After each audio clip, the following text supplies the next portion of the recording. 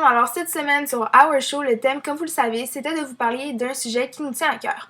Donc, vous l'avez sûrement deviné par le titre, j'ai décidé de vous parler de l'environnement, étant donné que oui, en effet, l'environnement, c'est quelque chose qui me tient à cœur. Avant de commencer cette vidéo, je voulais mettre Je vais faire une mise au point, en fait, sur quelques trucs.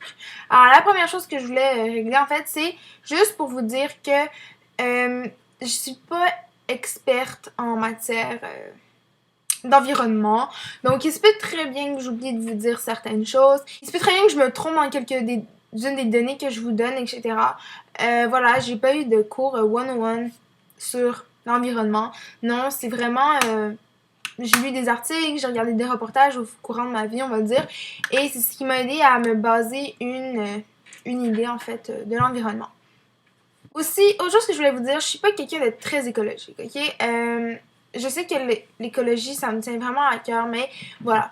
Je suis pas la meilleure, je fais beaucoup d'efforts, mais encore là, voilà, je fais encore quelques erreurs, donc oui. Et puis, c'est ça. Alors, on peut commencer tout de suite cette vidéo. Alors déjà, pourquoi est-ce que j'ai décidé de vous parler de l'environnement? C'est parce que, désolé, je suis internet parce que j'ai pris comme des notes. Donc, en fait, parce que notre planète, c'est un peu notre... en fait, c'est notre maison. Et puis, c'est vraiment nous qu'on a le pouvoir sur ce qu'on fait avec notre planète, ok? Si on veut la détruire, on veut la détruire. Si on veut la garder, la conserver, on est capable. Je veux dire, on a assez de bombes nucléaires pour détruire la planète 15 fois, juste pour vous dire. Donc, c'est vraiment nous qu'on décide ce qu'on veut faire avec la Terre. Et puis, malheureusement, je trouve que l'humain se permet trop de choses sur notre planète. Et puis, je suis vraiment pas d'accord avec ce que l'humain fait à notre environnement, étant donné que l'environnement, c'est quelque chose qui appartient à tout le monde, tout être humain de la Terre. Je veux dire, ce problème concerne vraiment tout le monde. Et je pense que les compagnies, les hauts dirigeants, etc., n'ont pas le droit de prendre des décisions face à l'environnement comme ça. Je veux dire, c'est une question qui concerne tout le monde. Et je pense que tout le monde a le droit, en fait, d'apporter une solution à ce problème-là. Et donc, voilà, je pense pas qu'il y ait quelqu'un qui veut dégrader l'environnement en tant que soi. Je veux dire, vraiment, tout le monde veut conserver l'environnement. Donc, c'est ça. Et donc, voilà, je trouve que l'être humain s'est permis beaucoup, beaucoup trop de choses. Et je trouve que c'est vraiment important de sensibiliser les gens, surtout les jeunes, étant donné qu'on est la génération de plus tard, ben de demain en fait. Et puis, c'est nous qui allons avoir tous ces problèmes écologiques sur les épaules. Et donc, je trouve qu'à n'importe quel âge, à n'importe quel moment, c'est une bonne idée de sensibiliser les gens. Donc, j'espère que cette vidéo va vous aider à vous conscientiser un peu plus à ce qui est rapport à l'environnement. Cette vidéo ne comporte pas tous les enjeux de l'environnement. Je veux dire, c'est vraiment un problème très complexe. Et puis, c'est ça. On peut pas faire consensus avec ce problème, car, voilà, c'est pas un problème facile à régler comme ça. Ça peut pas faire l'affaire de tout le monde quand on veut essayer de remédier à l'environnement. Donc, c'est ça, c'est vraiment un problème complexe. Tous les jours, il y a des hauts dirigeants et des organisations qui se rencontrent, etc. pour en parler, mais encore là, on n'a pas vraiment de solution. Donc, ça se peut que mon vidéo soit pas complètement complet, mais je vais essayer vraiment vite fait de vous dire pourquoi est-ce que ça me tient à cœur, etc., etc., etc.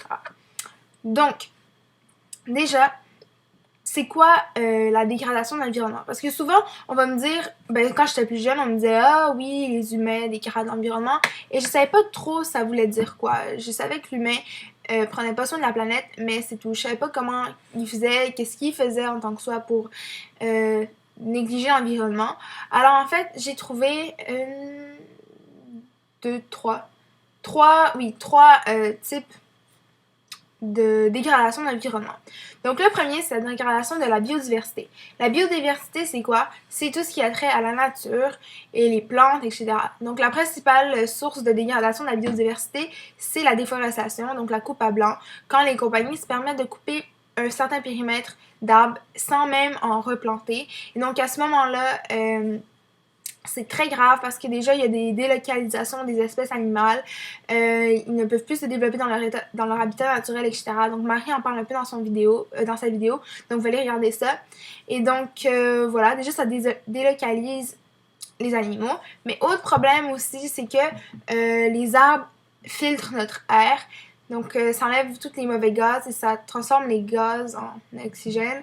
Et donc, quand on coupe un arbre, ben, c'est d'oxygène en moins, c'est pas bon, il y a moins de purification d'air, etc. Autre chose, c'est la dégradation de la couche d'ozone. Donc la couche d'ozone, c'est quoi? Vous le savez sûrement, ça. C'est comme le problème majeur de notre environnement, c'est la dégradation de la couche d'ozone, étant donné qu'il y a un trou dans la couche d'ozone.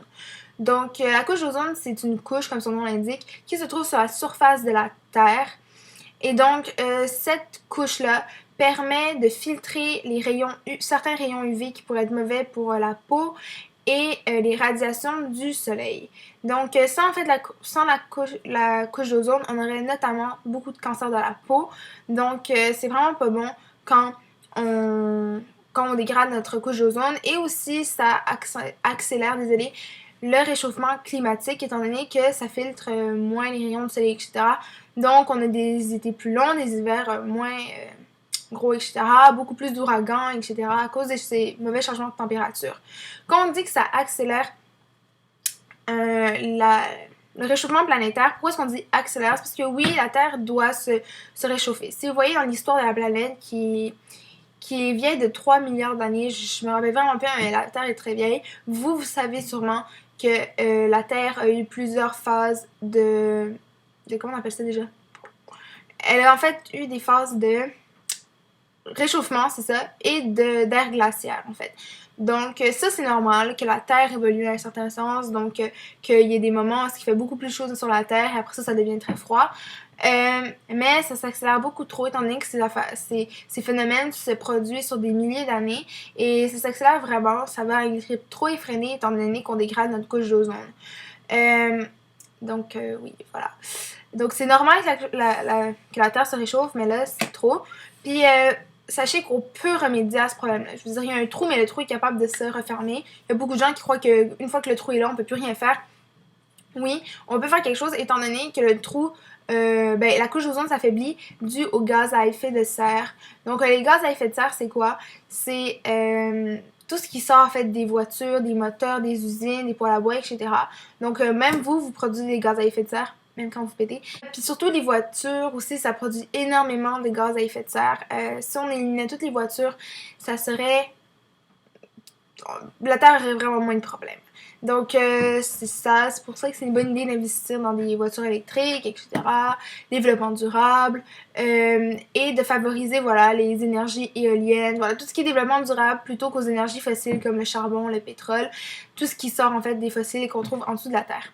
Parce que c'est ça parce que ces sources d'énergie sont des combustibles en fait qu'on doit brûler et ça laisse de la pollution.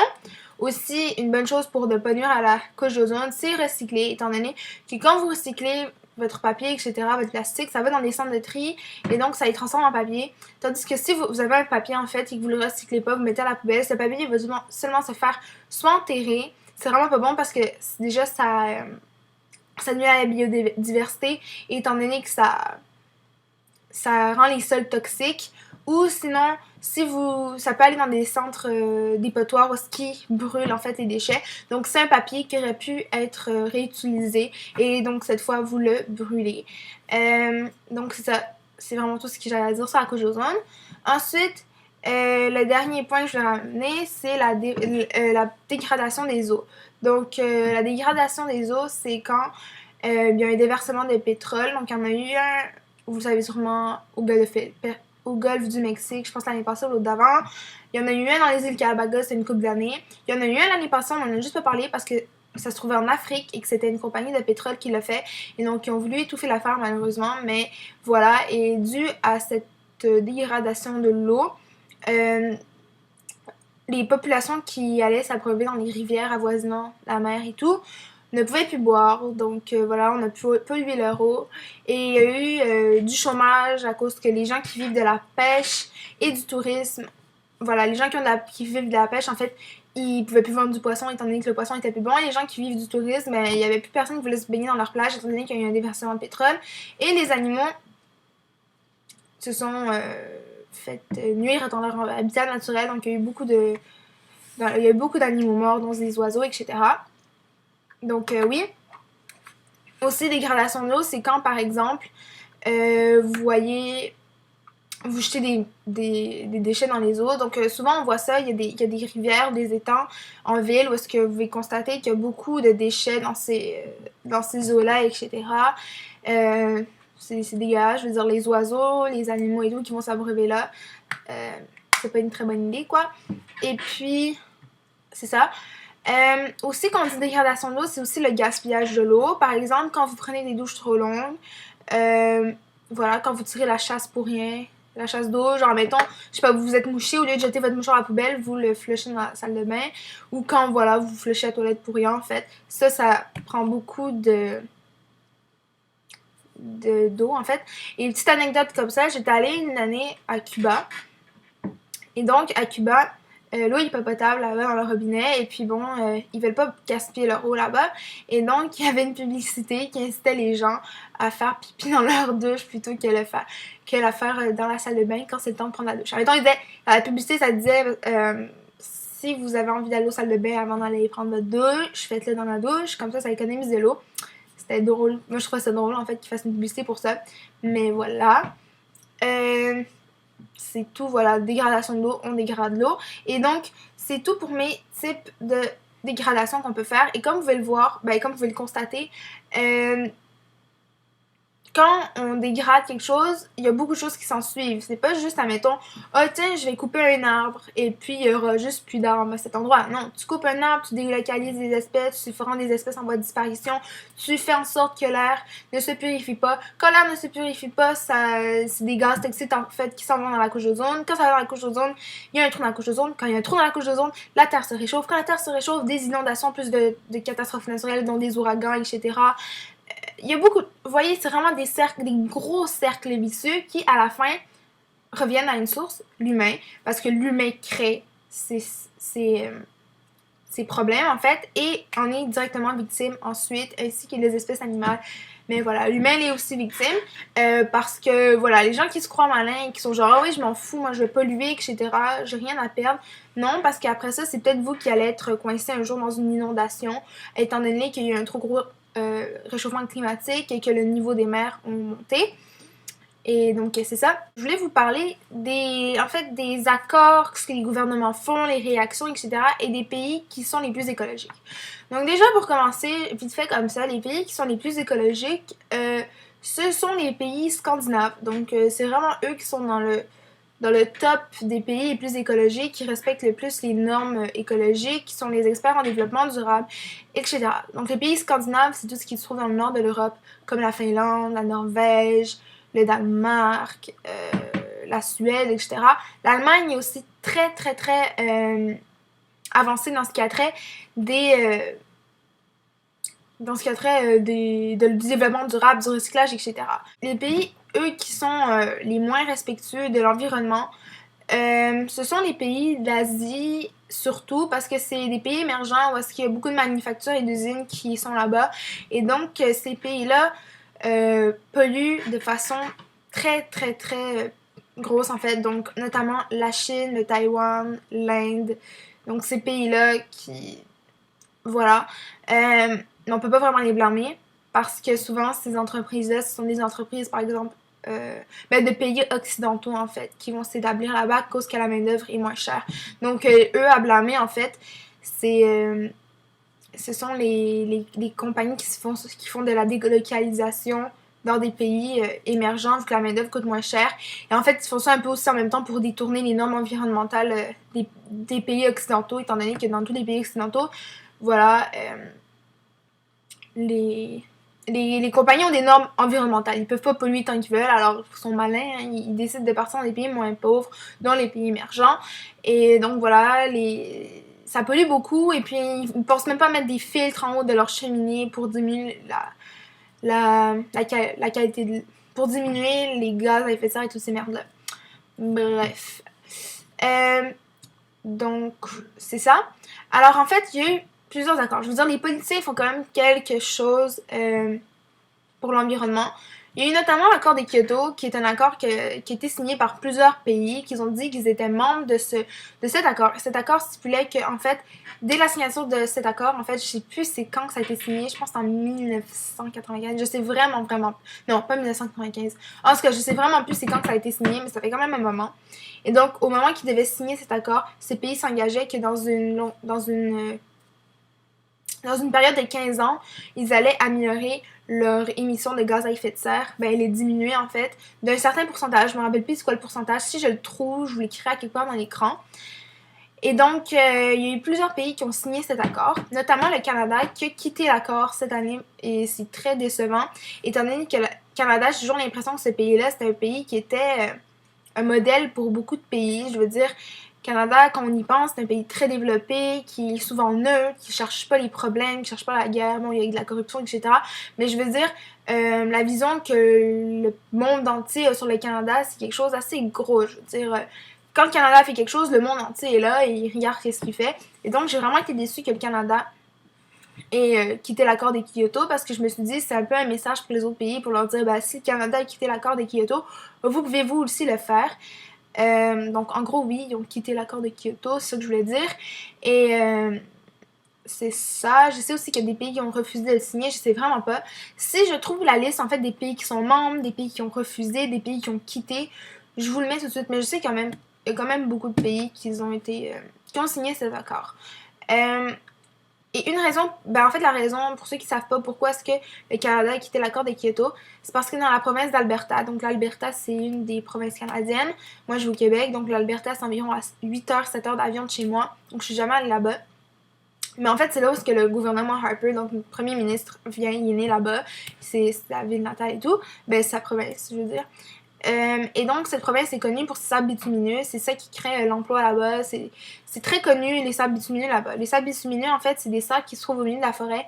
À l'intérieur, il y a des énergies fossiles, donc du pétrole.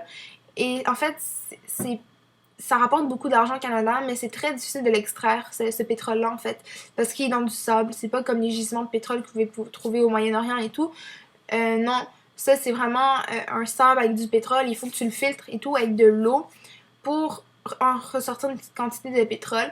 Et donc, ça pollue énormément, notamment des lacs au milieu des forêts, où est-ce que c'est tellement dégueulasse qu'il y a comme de la fumée qui ressort du lac, tellement que c'est chimique. Il y a des haut-parleurs autour de ces lacs-là pour que les animaux ne s'approchent pas et ne s'empoisonnent pas. Donc, je vous conseille vraiment d'écrire sur YouTube sable bitumineux. Vous allez trouver beaucoup de documentaires dessus parce que c'est très... un sujet à grande controverse, en fait. Parce que le Canada pollue énormément avec ça. C'est quelque chose de très polluant au point de vue international. Je veux dire, si on regarde tout ce qui se passe dans le monde, les sables bitumineux, c'est quelque chose qui pollue énormément. Voilà, je vais pas m'allonger sur le sujet parce que c'est ça. Et je me suis toujours demandé pourquoi est-ce que les dirigeants font rien. Vous voyez, les dirigeants ont assez d'argent pour emmener des soldats, des troupes militaires dans certains pays, ont assez d'argent pour faire la guerre, ont assez d'argent pour plein de choses, plein de projets inutiles, mais ils sont pas capables d'investir dans des projets pour l'environnement. Et je me dis que si les gouvernements voulaient vraiment, on serait capable d'améliorer notre condition sur la Terre. Et en fait, je me dis que les gouvernements s'en foutent un peu, étant donné que d'ici le temps que toutes les mauvaises choses, toutes les catastrophes naturelles, à un moment donné, si on continue comme ça, je veux dire, l'environnement va vraiment commencer à se déchaîner, puis ça va être l'enfer vivre sur la Terre. Mais d'ici là, je pense que tous les hauts dirigeants seront plus sur cette terre et ils s'en foutent donc un peu. Genre, ils sont là, puis ils sont comme, c'est leur merde, hein. Et ils laissent tous les problèmes à notre génération, à nous. Et donc, c'est pour ça que je pense que les jeunes doivent vraiment s'activer. C'est vous qui devez peut-être sensibiliser un peu vos parents quand ils font quelque chose de pas très environnemental, genre ne pas couper le moteur. Ou il y a beaucoup de gens dans mon quartier qui font le truc de démarrer leur moteur à distance pendant l'hiver pour réchauffer leur auto, ce qui est inutile. Je veux dire quoi, là, tu vas pas mourir 5 minutes pendant que tu gèles dans ton auto le temps que ça réchauffe. Je veux dire, il y a beaucoup de choses comme ça peut paraître bête. La personne va dire, oui, mais je loue juste 5 minutes. Mais ces 5 minutes-là, accumulées à une échelle mondiale, c'est juste énorme. C'est incroyable, je veux dire, voilà. Désolée si je m'étends beaucoup sur cette vidéo, c'est juste que c'est un problème qui mérite réflexion. Donc voilà, si votre famille n'a pas un bac de recyclage, la même chose, vous faire du compost, je veux dire, les solutions sont infinies. Je vais pas vous dire quoi faire parce que si vous voulez vraiment faire un changement, vous allez aller sur Google, vous allez écrire comment être responsable vers l'environnement. C'est facile, utilisez les transports en commun, jetez pas des affaires dans la poubelle quand vous avez le bac de recyclage à côté. J'ai souvent des amis qui, en fait, dans les centres d'achat, vous avez différentes poubelles et c'est écrit des explications, genre ça c'est pour les verres en plastique, les déchets, les nanana. Et en fait, elles ont la flemme, elles mettent n'importe où, ça vous prend 5 minutes même pas 30 secondes, lisez et puis mettez ça à la bonne place. C'est ces petits gestes-là en fait qui font une grande différence.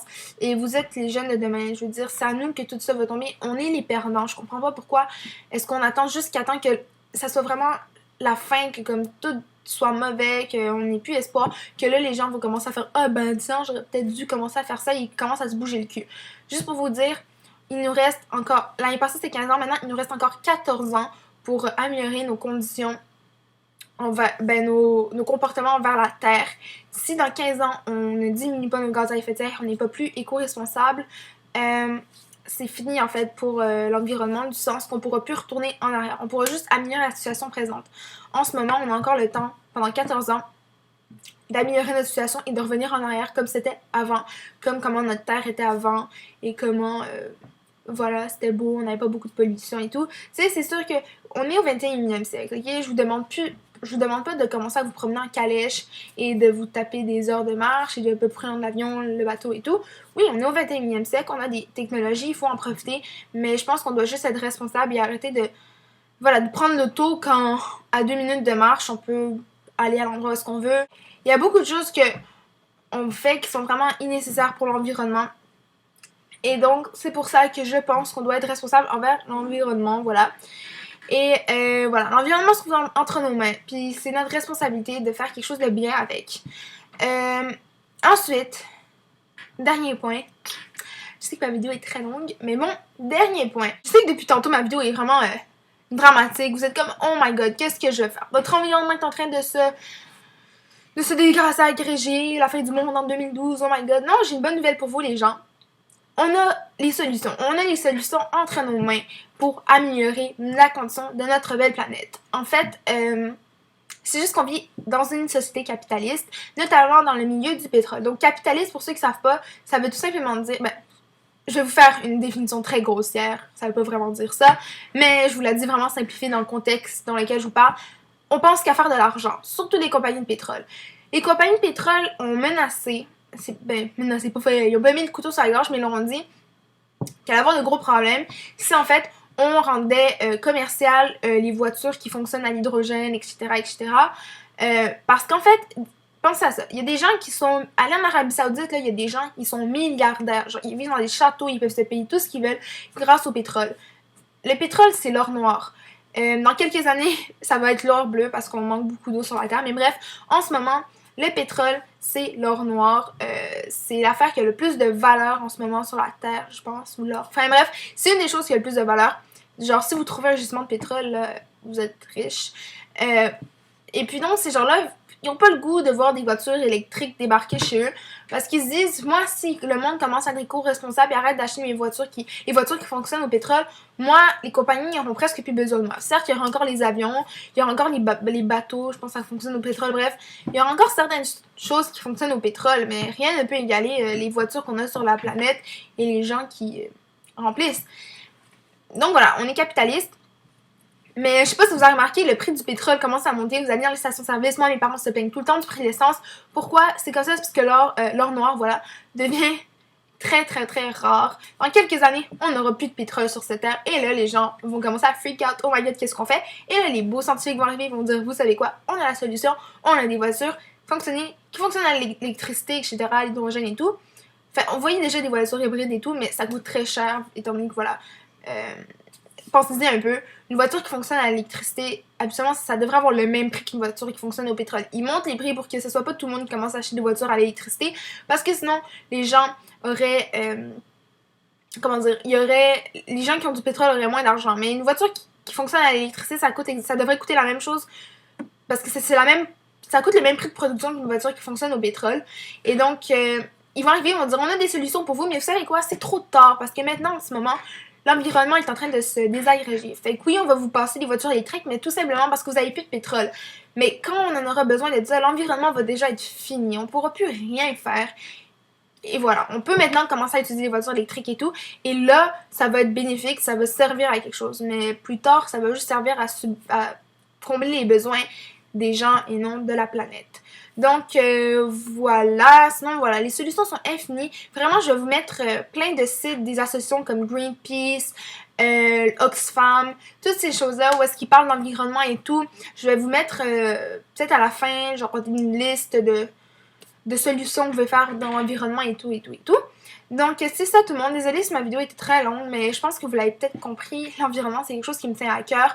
Et chaque jour, je suis éco-responsable à ma manière. J'essaye d'être le plus facilement, comment dire, responsable en écologie. Et puis, un petit clin d'œil à mon école, parce que mon école, l'année passée, a commencé à faire la cafétéria verte. Donc, nous, en fait, on a des plats, en fait, non jetables. Donc, les assiettes que la cafétéria nous donne, la cantine, ouais, c'est pas des assiettes en plastique, maintenant, en styromousse, qui prennent des années à se décomposer. Maintenant, c'est rendu des assiettes en plastique incassable.